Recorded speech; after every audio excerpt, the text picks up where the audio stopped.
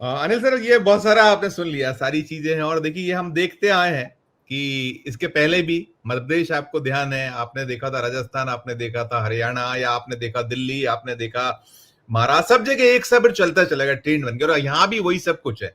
फर्क इतना है कि सत्ता में बैठे हैं नीतीश कुमार और पूरे का पूरा उनका कुनबा एनडीए, ये विपक्ष में है। कितना भरोसा और ये सब चीजें, ये दांव कितना हैरान परेशान, क्योंकि दिख रहा है उन जो जो सत्ता पक्ष है उसमें एक बौखलाहट, चिड़चिड़ाहट, और बार बार ये बातें करना, पैसा कहां से आएगा, क्या होगा। बिहार जो आपका, आपसे बेहतर नहीं जानते बहुत, आप उसको अंदर तक सारा आपको इल्म है। क्या इसके रिपरकेशंस देखते हैं, क्या आपकी ओपिनियन होगी सब पर, ये जो नीतीश के दामों पर, ये माफ कीजिएगा तेजस्वी के दामों पर? नहीं नहीं, देखिए क्या है कि ये जो तेजस्वी, इस मामले में उन्होंने एक इमेज बनाई है अपनी पहले से, जो 2020 में भी उसका आया था, मतलब फायदा हुआ था कि बेरोजगारी के को दूर करने के लिए, रोजगार देने के में मामले में उन मतलब वो आगे रहेंगे, या उनके लोगों ने उस बार पिछले बार भी भरोसा किया था। और मुझको जो बाद में जो सरकार चली कुछ समय के लिए, उसमें भी उन्होंने ये इम्प्रेशन देने की कोशिश की, ये छवि उनकी मतलब बनी रही कि वो जो है गवर्नमेंट जॉब देना चाहते हैं। इस बार भी उन्होंने ऐलान किया है कि हर परिवार को, मतलब जिसके घर में नहीं है कोई, उसको एक जॉब देंगे पक्का, हर परिवार को एक सरकारी नौकरी रहेगी हर एक घर में। तो ये जो है, ये इसका असर होगा। बिहार, देखिए बिहार में रोजगार का मतलब बाकी स्टेट का मामला नहीं है, क्योंकि वहाँ पर दो ही रोजगार है।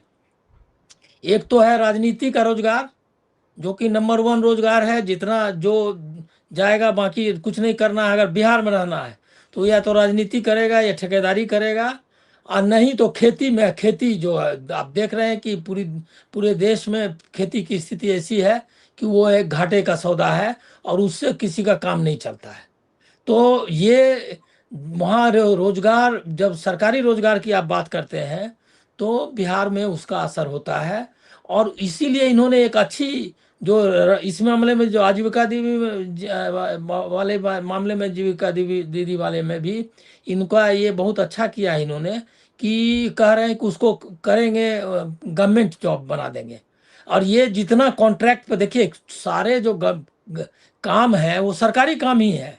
जो भी आप देख रहे हैं, जो उसमें उनका कोई गलत मतलब ये नहीं है, मतलब कहना सही है कि जो जॉब आप कॉन्ट्रैक्ट पर दे रहे हैं या आउटसोर्स कर रहे हैं, वो सारे जॉब को हम ये कर लेंगे, गवर्नमेंट में देना है, क्योंकि काम काम तो गवर्नमेंट का ही करा लेंगे। गवर्नमेंट अभी भी बिगेस्ट एम्प्लॉयर है बिहार में, क्योंकि बिहार में इंडस्ट्री वगैरह बहुत कम है। तो जो एम्प्लॉयमेंट जिसको आप बोलते हैं, मतलब खेती को छोड़ दीजिए, तो एम्प्लॉयमेंट का काम तो मतलब रोजगार नहीं, नौकरी। तो नौकरी में बिगेस्ट एम्प्लॉयर है गवर्नमेंट। तो वो उन्होंने किया है, इसका असर जरूर होगा। मैं लेकिन आपको एक चीज बताऊं कि ये जो पूरा जो चल रहा है नैरेटिव वाइज, ये जैसे जैसे इलेक्शन, आप अभी टिकट वाला लेकर के परसेप्शन वार में तेजस्वी या महागठबंधन को घाटा हुआ, क्योंकि ऐसा मैसेज गया कि लोग टिकट बेच रहे हैं कांग्रेस वाले में।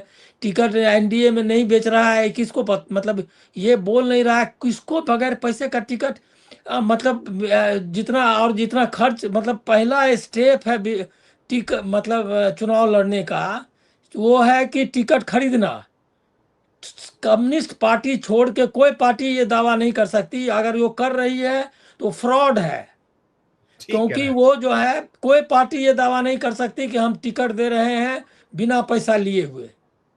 और ये नैरेटिव बनाया, सबको पता है, लेकिन इसको मीडिया ने बनाया है। चूंकि कांग्रेस में या कहीं बोलने की आज़ादी है, निकल गए, आपको टिकट नहीं मिला, बाहर हम आके कुछ भी बक दीजिए।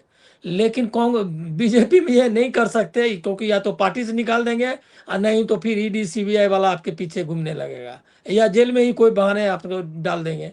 तो इसीलिए वहाँ नहीं है, अदरवाइज कोई मतलब कहीं भी टिकट को लेकर के। लेकिन परसेप्शन वार में ऐसा गया कि ये लोग आपस में लड़ रहे हैं, टिकट इन्होंने बेच दिया, इनको कोई यूनिटी नहीं है, इनमें आगे फोकस नहीं है, ये सब टाइप का। अब जो टिकट बंटवारे का खेल खत्म हो गया, अब मैदान में आने का बाद कैंडिडेट जो ग्राउंड पर आप एजेंडा आप सामने रखते हैं लोगों को, उस पर डिपेंड करेगा, और कास्ट जो है फैक्टर, जो सोशल इक्वेशंस हैं, मैं उसमें जो देख रहा हूँ उसमें तेजस्वी का ये जो रोजगार वाले मामले पर कंसिस्टेंसी है वो उनको फायदा करेगा।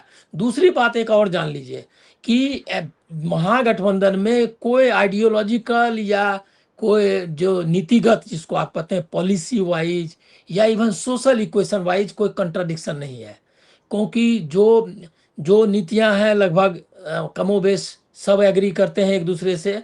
और कहीं मैं दीपंकर का इंटरव्यू देख रहा था, उन्होंने कहा भी कि हम लोग कॉमन मिनिमम प्रोग्राम मतलब मैंने ये का कर प्रयास कर रहे हैं। तो इसी तरह से ये चालू है, मतलब वो आएंगे तो उनका एक ऑर्गेनिक गठबंधन है जिसमें कि कंट्राडिक्शन आइडियोलॉजिकल या पॉलिसी वाइज नहीं है। यहाँ है कि जेडीयू और बीजेपी का कोई मेल नहीं है अभी भी, क्योंकि बीजेपी एक communal out and out agenda के साथ हिंदुत्व वाली पार्टी है। जेडीयू आज 20 साल के बाद भी मैं कहूँगा कि जेडीयू कोई कॉमनल पार्टी नहीं है और न उसका कोई हिंदुत्व का एजेंडा है।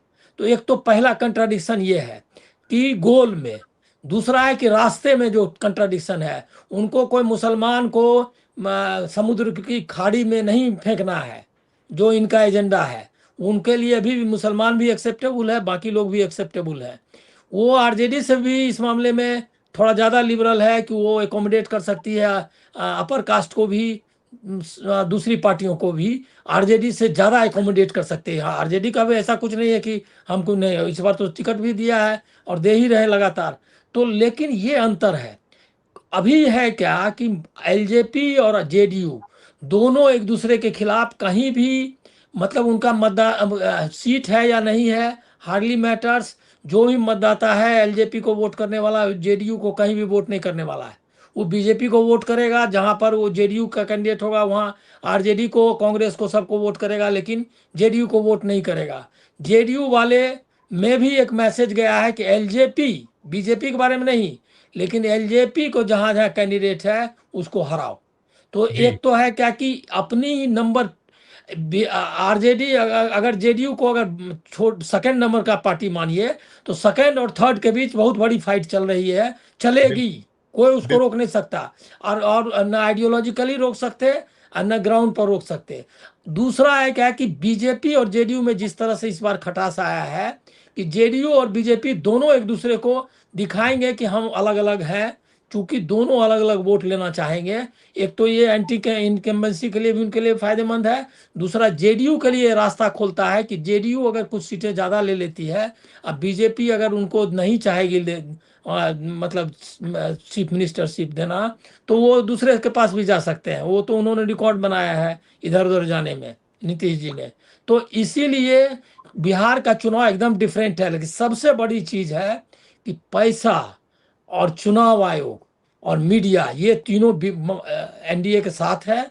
ये फाइट, इस फाइट को महागठबंधन को जिस तरह से लड़ना चाहिए वो लड़ नहीं पा रहे हैं। 12 सीट पर फ्रेंडली फाइट, कोई बड़ी फाइट नहीं है, बिल्कुल लेकिन नहीं। इतना मीडिया में मैसेज गया कि जैसे कि ये लोग तो बिखर गए। तो आप सोच लीजिए क्या कि परसेप्शन वार में जो मीडिया वार चल रहा है उसको मैनेज करने में महागठबंधन अभी भी पीछे है। पैसा और तंत्र, ये दोनों उनके साथ है। ओपन एंडेड क्वेश्चन है कि क्या होगा।